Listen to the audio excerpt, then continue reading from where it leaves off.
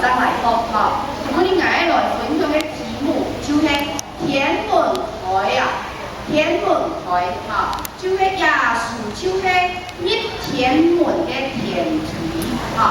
天锤吼，楼梯啦吼，有一个天锤吼是捅甲底咧，捅甲天顶吼，耶稣就是迄个入天门的迄个锤啊，吼，你爱借着即个锤啊，才会当去吼。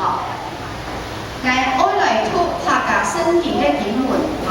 耶稣以前同伊个门徒讲吼，爱吃吃猜猜，老你哋讲，你哋会看到天台，收你的天使，猜名字神松，收伊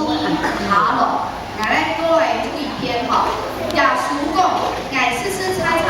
老你哋讲，你哋会看到天台。收你的天使，猜名字的神松，收伊下落。这是咧讲啥物话吼？耶稣是一个推啊吼，会当看到耶稣的身躯顶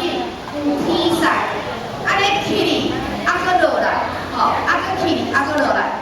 迄个推啊就是耶稣，这是到底是啥物意思咧？我即马就要来讲故事，互大家听吼。我先用台语啦吼，